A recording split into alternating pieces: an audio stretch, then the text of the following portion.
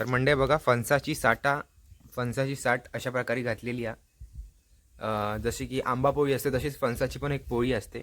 तर हा रसाळ फणस आहे म्हणून थोडासा रंग। नमस्कार मंडळी, स्वागत करतो आपल्या चॅनलच्या का नवीन व्हिडिओमध्ये। तर मंडळी आमच्या इथे फणस पिकायला लागलेत आणि आज आम्ही फणसाचे साठ घालणार आहे।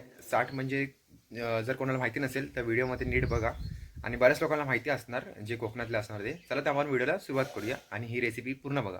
रसाळ फणस घेतलेला बघा, रसाळ आहे, पूर्ण बी काढून घेतलं, फक्त फणस आहे। आता भांड्यामध्ये घेऊन आपल्याला हे मिक्सरला बारीक करायचं आहे। भांडं लावायचं आहे आणि आता बारीक करून घ्यायचं पूर्ण पेस्ट करून घ्यायची आहे फणसाची। आणि एका भांड्यामध्ये आधी काढून घ्या आणि सगळं ओतून घ्या त्याच्यामध्ये। आता हे सगळं आपल्याला मिक्सरला लावून बारीक करून घ्यायचं आहे। चला तर मग नंतर दाखवतो। मंडळी आता आलोय आम्ही टेरेसवरती। तर हे जे पत्रावळ आहेत ना ह्याच्यावरती आपल्याला सुकत घालायचे। तर टोटल 5 आणलेत मी, बघू किती मध्ये होते।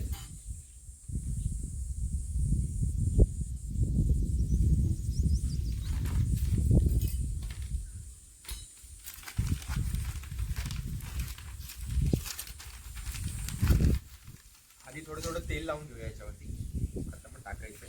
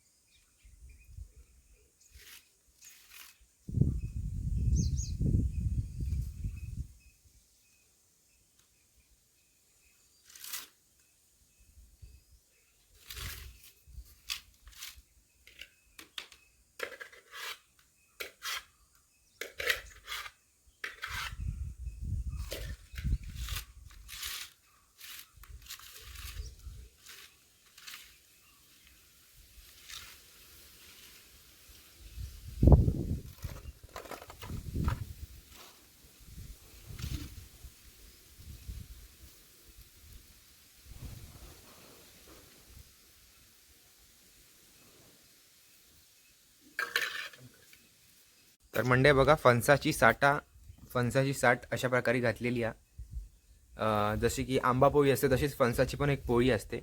तर हा रसाळ फणस आहे म्हणून थोडासा रंग बघा त्याचा कसा वाटतोय, फिका फिका वाटतोय। हा रसाळ फणस आहे, गिळगिळीत होता, तुम्ही व्हिडिओमध्ये बघितला असेल। त्याची सिंपल आहे। असं आता कडकडीत ऊन आहे, दुपारचा 2 वाजता, तर मस्त सुकेल। उद्याचा 1 दिवस परत ठेवायचा, 2 दिवसामध्ये मस्त सुकून जाईल। तर ऊन खूप लागते मंडळी। जर व्हिडिओ आवडला असेल तर लाईक कमेंट शेअर नक्की करा आणि जर चॅनलवर नवीन असाल तर सबस्क्राईब करायला विसरू नका। भेटूया चॅनलच्या एका नवीन व्हिडिओमध्ये।